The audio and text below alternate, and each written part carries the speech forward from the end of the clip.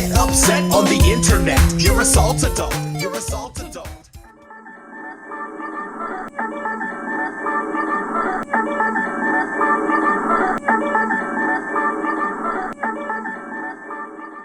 Three, two, one, let's jam. Hi, everybody. Welcome to Retro Station 1999. And this is the way too late news about, well, guess what? Nintendo Direct first. We'll talk about that first. The Nintendo Direct was today. You can see a little picture of it there. And I watched most of it. I kind of scrubbed through. I didn't really watch the whole thing. Not a lot of video game stuff coming out of third parties for Nintendo really, float my boat. Saw some stuff that I liked. I will say that. I did see some stuff that I did like. Free update to Mario Golf was pretty sweet. Nintendo 64 and Genesis coming to the Switch. That was pretty awesome with a new price structure for Nintendo Online. I knew it. I knew they would see what Game Pass was doing and what PlayStation Now was doing, and Nintendo would want a piece of that pie. They're going to be nicer about it, I'm sure, but they had to put something out of reach of the customer to make it a must-buy situation. Just like the NES and SNES free games you get with your Nintendo Switch, you get them, if you pay your $20 a month, or $20 a year, rather. In October, that's going to change. I'm going to guess, my guess is it's going to retail for $7.99 a month. It's going to be somewhere below a channel, but it'll go from what was $20 a year now. Hear it out. With taxes and fees, you're looking at $10 a month or $120 a year. That's a pretty big fucking price hike for two games that I want, that I don't have on my shelves right now ready to play. Well, I got one of them, Ocarina of Time. But I don't have Majora's Mask, and I'm not going to spend the money, $70 for Majora's Mask, but it looks like I'm going to spend that money anyway for $120 a year. Or thereabouts. I know it's less. I know it's more like 114 or something. It won't even be 100 maybe. But with all of it thrown in, dude, you're going to add the $20 for Nintendo Online and then an additional whatever a month. So my guess is going to be a monthly fee that's going to seem small. Maybe it's $5 a year. But then it went from $20 to $60 a year. You get it? This, and they're withholding they're withholding Nintendo 64 games and Genesis games. I mean, not for nothing, but there was all of the releases for Sega Ages cover most of the titles they got there. I think I saw Musha. That was kind of that's kind of cool. I mean, that's not included on the Sonic, multiplayer pack, or the Sonic Genesis, whatever, it was called Sonic's Genesis Collection, I think, on the PS3. But then it came out for the Switch, and I've got it. I've got all those games they just showed, with the exception of, Musha and, I don't know, they didn't even have games on there that don't overlap necessarily with the stuff that you find on that collection. Here, check it out. That's a collection. And then, that's what they're going to be giving us for an additional fee, of course, in October. Now, I don't hate that idea. I just wish all of it was in one thing rather than I'm paying now 20 plus whatever, or now they price hiked it from 20 a year to whatever the hell it's going to be now, which will be between $80 and $120. Sky's the limit, actually, with this nostalgia thing. So instead of releasing an N64 Mini and then short selling it to all the stores, making us all stand in line in the blistering cold in November, they're going to put N64 on the Switch, something we've been clamoring for since the thing was announced, and since the Super Nintendo came out on it. So now they're going to hold that over our heads because we're good little consumers, and they're going to take that and they're going to shove it up our ass with a price hike. And I'm going to do it because I'm a Nintendo fanboy. But I'm not going to love it. In fact, I'm going to bitch about it a lot. Also, they're going to have I'm looking at my little bullet points here. Nintendo 64 controller. I'm buying it. I'll show you why. Super Nintendo controller for the Switch is amazing. It syncs up perfectly. No lag over Bluetooth. It is sweet. And the weight of it is good. I mean, it's heftier than a real one. Maybe it's a little less hefty than the real one by a small margin because of the cable.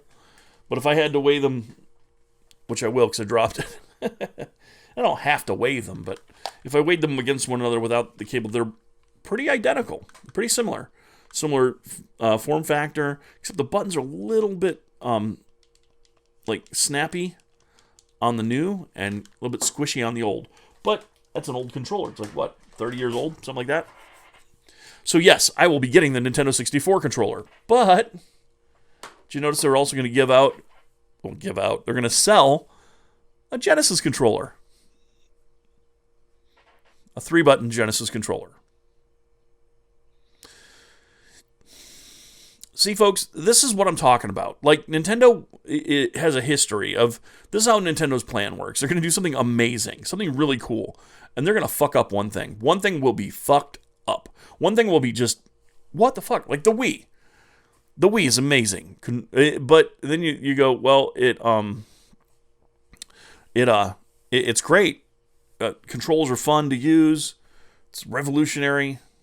But, what was wrong with the Wii? Oh, it's underpowered. Well, shit. GameCube. Amazing. The sound on the GameCube, by the way, really underrated. It had a Dolby like emulated kind of sound. It was incredible. But the discs are going to be this big. Hold half the data, and the processor will be nice, but, equivalent to maybe half of a Dreamcast. What the fuck? Virtual Boy. It's going to be virtual 3D. Amazing. Screen will be red. Why? Why fuck up one thing? Is it to make us want more later on? Stop with this shit. I'm almost 50 now. I can't be jumping through these hoops over and over again for you. So yes, that Sega Genesis controller, get it if you're nostalgic. I might even get it just to get it because I'm a grown-ass man and I can afford it. But don't get it if you're using it for utility's sake because, fuck, you never know if they're going to release 6-button games for it. They release Ranger X or they release Alien Storm, which is already on that collection, by the way. I saw that Gunstar Heroes was on there. Good lord. How many times are you going to buy Gunstar Heroes? Because you can buy it right now, right in the store. Do you want it? Who wants it? Anyway, I don't imagine they would be doing like a wonderful collection of Sega shit because, there might still be a little bit of bad blood there. But anyway, that's my rant on it. I will, however, say this about Nintendo and the controllers. I wish they would do what they do with the controllers that they're going to do with any future of those systems, right? Like if they're going to do a GameCube Mini or an N64 Mini. If they choose to do that, they should make it through Nintendo Online. Because I can only buy 2 of those SNES controllers, and that's it. That's all you can buy. And you can only buy them through Nintendo Online Direct. Gee, scalpers, you can only get 2 for one account. And you can't multi-buy them, and you have to buy them on your account. So there's nobody swarming it, like those squids on The Matrix. There's nobody grabbing everything, just grabbing it all up and then holding it back so that you have to pay extra for it. None of them scalpers get any chance at these things. Now, you can resell them. Of course, resellers I don't mind. I mean, you have to have a Nintendo account to get and these controllers as well, the OG NES. You had to have the stuff to do it. If you don't have that, you can't have these. But I bought my pair immediately. I was like, yeah, of course I want those. I'm going to check my battery here. Oh, good. My battery's good. But yeah, it's like Nintendo makes good moves occasionally, and this move is the best one. So if they do these minis again, sell them through Nintendo Online. It'll be like a driver for people to go through and get Nintendo Online every year. That's free cash, and then you get the $50 or whatever for the controllers. Because I think it's going to be $49.99 for each controller. And I'll buy the N64 one. Now, I don't know if they mentioned, I couldn't tell if they mentioned, because I was watching somebody's response, or I think it's Arlo. I was watching Arlo's response to it. So I didn't hear if there was going to be, a Rumble feature in it. There's got to be, though, right? Like, that was the first Rumble controller. Anyway. From there, ActRaiser Renaissance. I bought that. The second I found out it was available today, I bought ActRaiser Renaissance. First of all, the soundtrack, the new score, the remixed, arranged score is so good. And the game itself plays better now. Graphics look better. It's in 2.5D, but high quality everything. I won't say a bad word about it. I'll review it come Friday. Because I'm still playing it here on the Switch. Super Mario movie. Chris Pratt. Looks like this thing's going to be an Adam McKay Dreamcast. Chris Pratt, Charlie Day, We're looking at what? Jack Black as Bowser. I can do that. And then Charles Martinet, that's Mario's original voiceover. It's a me, Mario. That guy, he's getting multiple parts in the movie. They're giving it up to him, so that's good. And they made a point to make sure that everyone knew that it was going to be him. But never forget, folks, that Lou Albano played Mario and his voice. Walker Boone played him on the Super Mario Super Show. Dude, Peter Cullen played him on the Donkey Kong Show, Saturday Supercade. So Mario's had a lot of voices, all right? And having this guy's voice will contemporize it a little bit, and it will mainstream it for folks who don't play Nintendo or don't know the ins and outs of Charles Martinet being the voice and everything. So I'm not going to hold it against it, but there's folks out there who hold a grudge, man. Like people who are brigading the new Suicide Squad movie for the sake of what? The DC Universe's home directors? Who the fuck are they? David Ayers, fantastic director. Wrong material for David Ayers. Correct material for James Gunn. They brigaded him in the past, trying to get him thrown off the project by bringing up tweets from his past that he apologized for. Same shit's happening to Carl Jobst right now. And we're getting to why that might be happening here in a bit. But moving on to other news, okay? I think it's going to be good. I'm going to reserve any kind of judgment until I see it. So, moving on. Bayonetta 3, cool. Never played one. Are they good? I don't know. Had to tell my wife what Bayonetta was, and then she recalled, oh yeah, that's what it's about. And I noticed that they're not doing the hair goes off her body and she becomes nude as she fights and stuff for this one. And my wife was like, well, it's Nintendo. I'm like, well, honey, the first one was a Nintendo exclusive. And in fact, the second one was predicated upon, the Wii U, right? It was like, it's only going to be on Wii U. I was like, wow, dude. So, I don't know. I've never played one. Let me know down below if you've played one and if it's any good. I'm kind of a fan of Devil May Cry. I like that all right. I don't hate it, so let me know. Metroid Dread. I'm not as hyped as I should be. Is that weird? Like, I want to be hyped for this. I love Metroid, but yeah, I'm not on fire for it, and I should be. I should be like, yeah, the story sounds cool, but we should be well past this portable 2.5D indie style Metroid. That should be gone. That should be in the past. Make a side story that's based on that, definitely. Don't make your primary series like that, because we have Prime. We have the Prime trilogy. So, what was wrong with those? Those were most captivating Metroid games I ever played, and I know they're not fierce action style things, but, they're not bad. Get with me, Nintendo, and tell me down below if you agree or disagree. If you're hyped for it, let me know why. Moving on. What a bunch of bullshit. Or I should say, what a bunch of bullshit, right? I mean, gasp. What? They found another Super Mario 64 sealed and it went to auction? With Heritage Auctions? Well, I bet it went for millions. What are you saying? It didn't? It didn't go for millions? No, it went for... hundreds of thousands, almost a million, right? Oh, no. 799 million? Well, that's half of what the first one went for. Why, is it only half as valuable? That's weird. Somebody I know said, it was me. I know I said it, because I was there when I said it. I told you what the fuck was going to happen with this shit. I said this was going to happen. The value was going to tank, because WATA and fucking Heritage Auctions don't know video games. They don't know the first fucking thing. And by the way, I was talking with a fella. We didn't really have a conversation. He just tried to correct me. He said, well, actually, did you know that the batteries inside of the things won't explode? They don't. Dry batteries don't leak. They don't? What's this a picture of? This is a picture of a Zelda board with a leaky battery corroding the whole fucking thing. You want to know why? And by the way, I get your point. Those batteries are pretty secure. Pretty safe. But like I told you, number one, I cannot guarantee that a battery, no matter what battery it is, a lithium battery or any kind of battery, won't ever fail or leak. And if it fails, that game is worth nothing. And if it fails long enough, it could leak. Want to know how it could leak? Well, I'll tell you how it could leak.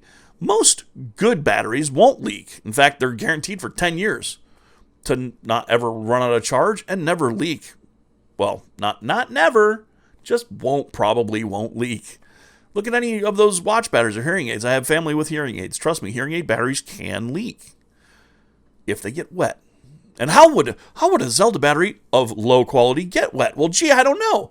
Gee, would it be that you'd keep it in a warehouse, a non-temperature controlled warehouse? Because we don't know how much this shit's worth. It's just a bunch of Nintendo games that I had when I had a retail outlet. Now I don't, because retail went the way of the dodo because of Amazon and shit. So I now have a big crate, a big pallet wrapped in plastic with a bunch of Legends of Zeldas, Player's Choice, and I got a bunch of regular, the classic Legend of Zeldas, a bunch of NES shit on a pallet that's been sitting in a warehouse, let's say in Florida. Let's say in Florida, where it gets hot and cold all the time. Oh, gee, what does that cause? Condensation. Condensation is wetness, and when those batteries get wet, they do that. Okay? I don't mean to harshly correct you, but you're fucking wrong, and I'm right. I'm saying that there's no way of telling what the condition of that thing is in because you put it in fucking plastic and then you slabbed it. By the way, making the thing useless as what it is. A painting is meant to be held on a wall and looked at. A fucking video game is meant to be played. Or at the very least, you will have to have access to it to maintenance it. And games, cartridge games, optical disc games not so much, but cartridge-based games require some maintenance. I don't care that it's fucking hermetically sealed. Changes in temperature. By the way, the guy who has one of those, the inside can become cold or hot. He's moving. Say he and his girlfriend break up and she's a real piece of shit, or he's a real piece of shit, and these are her games, and he tosses them out the fucking window into a snowbank. Goes from inside to outside. That battery gets cold. The air inside, which is temperature controlled bullshit. That slab is not temperature controlling bubkus. And when that battery gets cold, condensation forms and poof. It doesn't take a lot either. That's why they say if you get one of these things, if you swallow one, immediately call the doctor. Because they'll burst. Bang. All right? So yes, watch batteries, those flat batteries inside your Nintendo cartridges can burst due to moisture. Second, in 1988, the year of our Lord 1988, there was a massive chip shortage out there for Nintendo cartridges. Nintendo did not raise prices on their games. They just did not send any to the US. Famicom games kind of kept trickling out. American games, they waited till they could actually ship us some, and when they could, was because they bought what? What do they buy? What do they do to cut costs? They find chips, make chips? No. They waited for chips to be available and bought cheap Taiwanese batteries, cheap Chinese batteries, and sent them over. Just fuck it, send what we can. As soon as we get batteries, put them in there. So you're not getting watch batteries made from Energizer or Duracell or even fucking Taster's Choice. You're not getting American low-grade batteries. You're getting Taiwanese. They should work. They meet specs. Here you go. No QA testing, nothing. You want to know why this happened? That's a Taiwanese fucking battery from 1988. And by the way, that's the majority of the gold cartridge Zeldas. I rest my case, Your Honor. My point was, we don't know, do we? We don't know. They never open it. They don't open the fucking box. They don't open the cartridge. They don't even check to see if it's fucking a real seal. All right? Here's what's super funny about this. A second Super Mario Brothers was found. And then a third. Right. A fucking third one was found and just sold at auction for how much? Oh my God, what? $300,000 or $399. I can't remember, but I know it's like a seventh of what the original sold for. So anyone investing in this shit, you've already been stolen from. All right? You've already been taken from. They've already taken from you by getting you to grade your shit. You understand? That's the scam, not the selling. These sales don't matter to the marketplace. What matters to the marketplace for them is to convince you that, wait, what do I have over here? Oh, I have DBZ Kakarot. It's still sealed. Oh, I better send it. This one isn't sealed. That was for effect, but you get my meaning, right? They just want you to send whatever the fuck you have in so they can grade it for you. Oh, we'll do you a favor. We'll grade it. Oh, did you know we know Heritage Auctions? They'll put it up for auction for you. It ain't going to be worth dick balls or shit, but guess what? You gave us money already, and then you gave money to Heritage Auctions to place the auction, and guess what? They both take fucking money off the top when they sell it. Are you getting the scam now? Do you understand what the scam is, the alleged scam that I'm alleging here? And it's just business. They convinced you that something would have value if you gave it to them to look at and give you a number on it. By the way, that second one was the same fucking grade as the first one. And the third one was graded by VGA and same exact fucking level of quality and seal as the first one. Gee, how do those things lose their value so quick? Well, WATA doesn't have a population count, so they pretend like we don't know how many there could possibly be. When asked why the first one went for $1 million, they say, we can't say. I bet you fucking can't. Because your fucking owners and the people who would beat you to death with a stick told you not to fucking say. They didn't say they didn't know. They said they couldn't say. Of course you can't say. You're damn right. The scam falls a fucking apart. If you could say, will you say? They will never say. In fact, they can commit to population reports, but those are going to be as phony baloney as you can fucking imagine. They're going to be as phony baloney as my mustache and fucking license to play. All right? These people are fucking manipulating people out there already. And whenever now, the smug looks and the smug fucking answers I get, the snapbacks, the clapbacks I get back from these fucking dopes. Oh, well, the watch batteries never burst. They never do? The fuck is that a picture of then? Santa Claus? No, motherfucker. It's a picture of the bursting and destroying a fucking game because you couldn't look inside and check it and go, wait, what the fuck? Where'd this come from? If anything came from under the fucking Mason-Dixon line, you better check those games. You better. If you bought a big collection from somebody who lived in Alabama, I would check the fuck out of every game. Because even if he kept them in the best condition, wild fluctuations in going from inside to a storage container back to inside again, fuck, just being put onto a mail truck, which are refrigerated sometimes. I'm just saying we don't know. I'm not saying it never happen. It will happen. I'm not saying it did happen on everyone. I'm saying we don't know. And you'll never know if you put it in a fucking box and never look at it, which is what they're counting on. Okay? And that's not even that's part of the bullshit this week from WATA. And that's like, I told you that was going to happen. I was right. Of course I was right because I told you. I worked in retail. I know of what I speak. I'm old. Okay? If there's one benefit to being an old man, it's knowing this shit. I know it back and forward. I worked for a retail store that sold video games.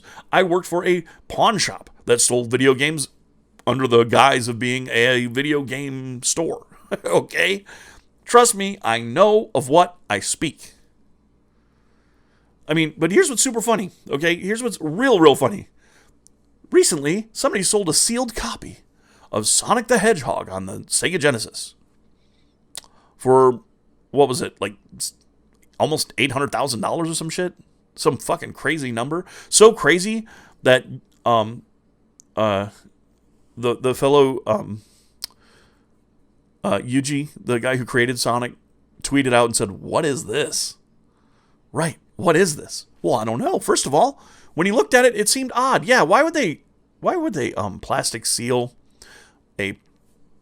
number one, a not for resale cart if it's a not for resale?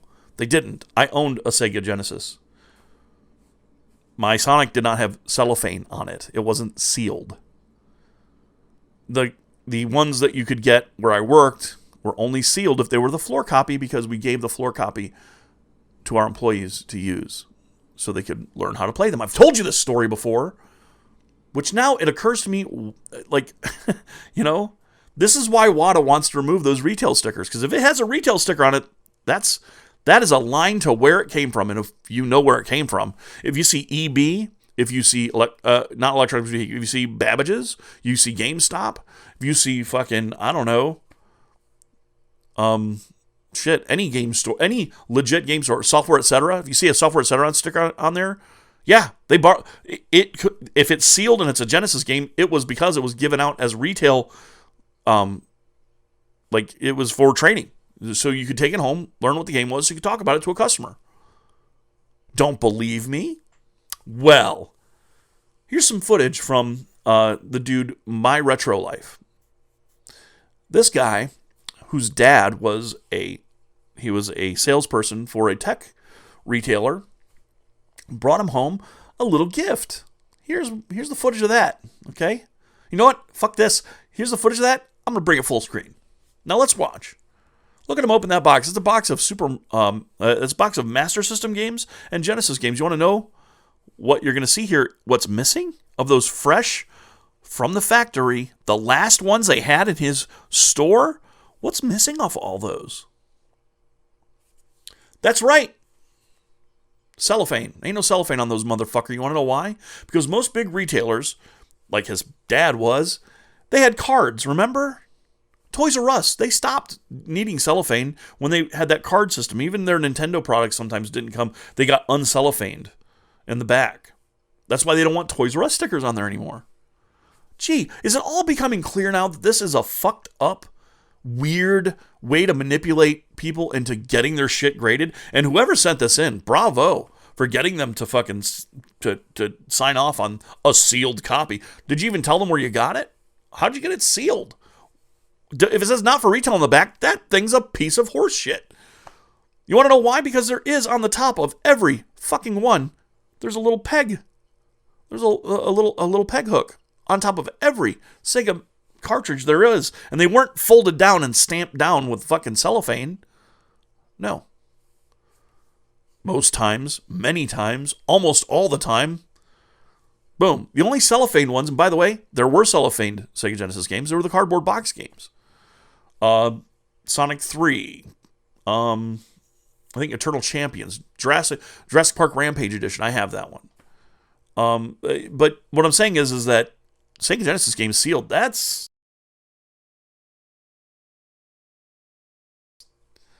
Here. Wait. If you need to see the footage again, let me show you the footage. Here, remember? You can buy a sealer right now and seal all your fucking games. And since they don't open it, they just look for the quality of the seal. And to make an H seal, well, I'm not going to show you a video of that because now I'd be suggesting how you could fraudulently do it. But I'm saying that you could fraudulently do it. And I don't know if you ever dealt with fucking video game resellers. Just people in our fucking hobby who sell to other fucking hobbyists. Do you think they might spend $120 to sell a fucking game for $800,000? What planet are we on right now? Anyway, I hope you guys enjoyed that little footage video. Please go over to my Retro Life and check his site out. You know, they're doing this so that when they price out Sega CDs and shit, they're going to go, oh, Sega CDs were wrapped in cellophane, but the Sega Genesis must have too, right? And by the way, Sonic the Hedgehog, the pack-in game for the Genesis, again with this shit. It's like they're setting up a foundation of mega bullshit so that when they come to a Musha or something else sealed, they can go, hey, but the fact is, and here's the only benefit we all have in the hobby, they don't know what the fuck they're doing. They don't know what they have. They don't know what's rare and what's not. They don't know how many they even have. If that's true, that's probably a lie. But whatever. They don't know what's worth anything. Clearly, because somebody just bought a fucking Sonic the Hedgehog for almost $1 million. I could kick my cat in the nuts and he'd shit out a Sonic the Hedgehog for you. I guarantee it. That game is ubiquitous. Look that up. All right. Anyway, I'm not mad about it, but I did tell you so. And if you want me to tell you more so, I'll be back next week. I got work now. Day job, baby. That means the collection will grow. And the next license to play, oh, is that coming? Yeah. Yeah, tomorrow's Thursday, and the next day, ooh-wee. Actually, today is Thursday. Oh, today is Friday. It'll be out this weekend. I have some recording to do. But everything's ready to go. So prepare for it. And this has been Way Too Late Gaming News. I hope everyone enjoyed it. If you did, give me a like. If you didn't, shut up. You don't have to comment on everything. I'm kidding. You can give me a thumbs down if you want. Just tell me down below what you didn't like or what you disagree with. We'll have that conversation. I ain't afraid of having a conversation with anyone or disagreeing with anyone, as you can tell. So, thanks everybody and all my Space Pirates who have subscribed. If you'd like to subscribe and know when I'm online streaming, there will be another stream tomorrow night. I think we're going to do a triple stream tomorrow night of all 3 games that we're playing. And moving forward, you're going to see some reviews as well. I think I'll do a review of ActRaiser for you guys. I got to play some more of it. But yeah, so remember, no matter what I've said in this broadcast, if it's offended you or whatever, I apologize. Okay? I didn't mean to harm your feelings. That was not my intent. But if it did, I am truly sorry. That's not what I'm here for. And if you've already been scammed by these guys, get your money back. Try to. Or stop giving them money to grade things. This is a fool's errand that will only end with you being broke and them walking all the way to the bank laughing in your face. And if you don't buy all that and you hate what I've said, I'm sorry. But more important than anything I've said so far is stay retro. Yep, just stay retro. Peace. Get upset on the internet. You're a salt adult. You're a salt adult. Get upset on the internet. You're a salt adult. Throwing out a hissy fit, your views ain't in the millions, and every up and comer is a threat to what you're dealing. And instead of getting better, you just spout up on your Facebook, crying on your Twitter bit about how bad your case look. In case you didn't get it yet, allow me to rephrase it. You cry more than my 4-year-old. I'm actually amazed. Like you couldn't even see the forest for the trees. The writing's on the wall, literally.